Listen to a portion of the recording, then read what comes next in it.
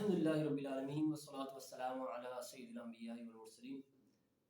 ناظرین، آج ہم حضرت ابوبکر صدیق رضی اللہ تعالی عنہ کی سلسلہ نسب بیان کریں گے، اور اس میں حضور علیہ الصلوۃ والسلام کے ساتھ مطابقت جو ہے کہ حضور کہاں پر صدیق اکبر کے ساتھ جا کر ان کے اجداد ملتے ہیں، تو یہ بھی ہم سنیں گے۔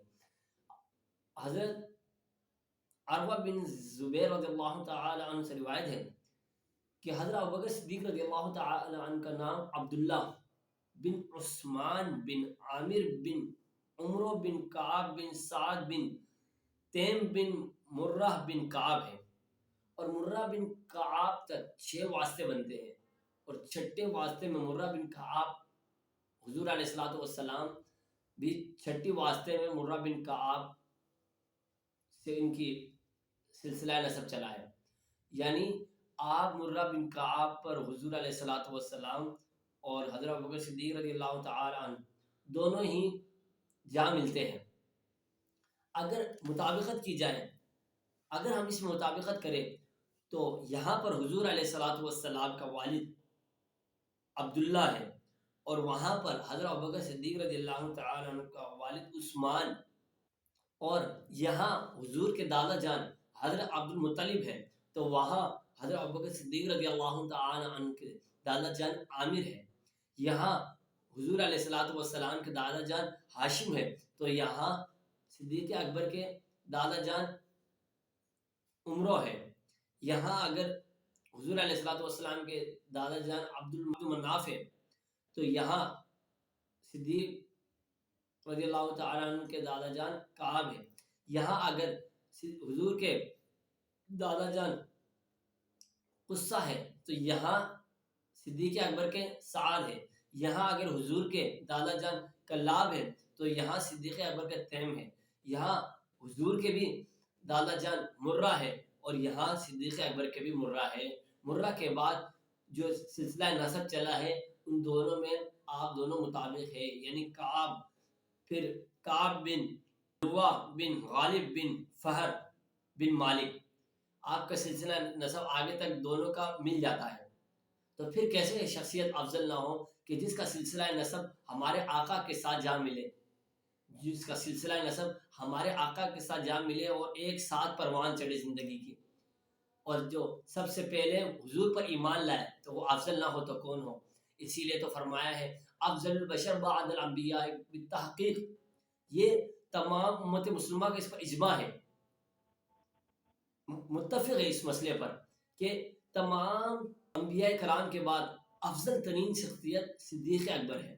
خلافت کی بات کی جائے تو وہ بعد کی بات ہے، خلیفہ بعد میں بنے آپ، لیکن افضلیت آپ کے پہلے سے ہے۔ تو ہم ایسی شخصیت کا اوصاف تذکرہ کیوں نہ کریں۔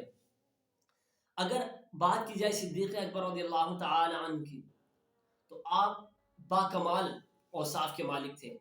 آپ کو کبھی صدیق سے پکارا گیا تو کبھی عتیق سے پکارا گیا۔ صدیق کے بارے میں آتا ہے کہ آپ نے معراج کے واقعے کو جب ابو جہل نے آپ کو آ کے سنایا کہ تمہارا نبی یہ کہتا ہے، تو آپ نے اس کی تصدیق کی، اسی لیے آپ کو صدیق کہا گیا۔ بعض اور روایتیں بھی ہیں کہ آپ کو جس کی سبب صدیق کہا گیا۔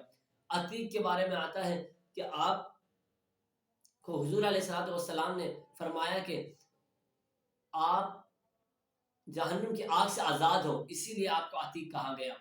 عتیق کے حوالے سے بھی کہیں روایتیں ہیں۔ آسمانوں پر آپ کو حلیم لقب سے پکارا جاتا ہے، اس کے بارے میں ہم روایت سنتے ہیں۔ حضرت ابو ہریرہ رضی اللہ تعالی عنہ سے روایت ہے کہ ایک مرتبہ حضرت جبرائیل علیہ الصلوۃ والسلام حضور علیہ الصلوۃ والسلام کی بارگاہ میں حاضر ہوئے، اور آ کر ایک کونے میں تشریف فرما ہو گئے، بیٹھ گئے۔ اتنے میں حضرت ابوبکر صدیق رضی اللہ تعالی عنہ تشریف لائے، تو جبرائیل علیہ الصلوۃ والسلام نے حضور سے عرض کی، یا رسول اللہ، کیا یہ ابو قحافہ کے بیٹے ہیں؟ حضور نے عرض کیا، اے جبریل، تم بھی انہیں جانتے ہو؟ تو جبریل علیہ الصلوۃ والسلام نے ارشاد فرمایا، اس ذات کی قسم جس نے آپ کو مبعوث فرمایا، اس کو زمین والے اتنا نہیں جانتے جتنا آسمان والے جانتے ہیں، اور آسمانوں پر اس کا نام حلیم ہے۔ دیکھا میرے دوستوں کہ حضرت ابوبکر صدیق رضی اللہ تعالی عنہ کو ہم سے زیادہ دنیا والوں سے زیادہ آسمان والے یعنی فرشتے جانتے ہیں اور ان کی مدح سرائی بیان کرتے ہیں، تو پھر ہم کیوں نہ کریں ان کی مدح سرائی کہ ہم ان کے غلام ہیں۔ اللہ پاک ہمیں اس غلامی میں مرنا جینا نصیب فرمائے۔ آپ رضی اللہ تعالی عنہ عام الفیل کے 2.5 سال بعد اور سرکار مدینہ صلی اللہ تعالی علیہ وسلم سے 2 سال اور چند ماہ بعد دنیا میں تشریف لائے، اور آپ 6 ماہ شکم مادر میں رہے، اور آپ رضی اللہ تعالی عنہ نے 2 سال تک اپنی والدہ کا دودھ نوش فرمایا۔ آپ رضی اللہ تعالی عنہ مکہ مکرمہ میں پیدا ہوئے۔ آپ صرف تجارت کی غرض سے باہر تشریف لے جایا کرتے، اپنی قوم میں بڑے مالدار، با مروت، حسن و اخلاق کے مالک اور نہایت عزت و شرف والے تھے۔ اگر ان کے جسمانی خد و خال کے بارے میں بات کی جائے تو حضرت عائشہ صدیقہ رضی اللہ تعالی عنہ سے پوچھا گیا کہ حضرت ابوبکر صدیق رضی اللہ تعالی عنہ کے خد و خال کیسے تھے، تو آپ نے فرمایا کہ آپ کا رنگ سفید، جسم کمزور اور رخسار کم گوش والے تھے، کمر کی جانب سے تہبند کو مضبوطی سے باندھتے تاکہ لٹکنے سے محفوظ رہے۔ آپ کے چہرے اقدس کی رگیں واضح نظر آتی تھیں، اسی طرح ہتھیلیوں کی پچھلی رگیں بھی صاف نظر آتی تھیں۔ اللہ پاک سے دعا ہے کہ ہمیں بھی صدیق اکبر رضی اللہ تعالی عنہ کو اوصاف کو پڑھنے کی توفیق عطا فرمائے۔ یاد رکھیے کہ جب تک مومن صدیق اکبر رضی اللہ تعالی عنہ کی اوصاف بیان نہ کرے، ان کو افضل البشر نہ مانے، تو وہ مومن کہلانے کے لائق نہیں۔ یاد رکھیں اس بات کو کہ ہمارا اس پر اجماع ہے کہ صدیق اکبر رضی اللہ تعالی عنہ سب سے پہلے مسلمان بھی ہے اور افضل البشر بھی ہے۔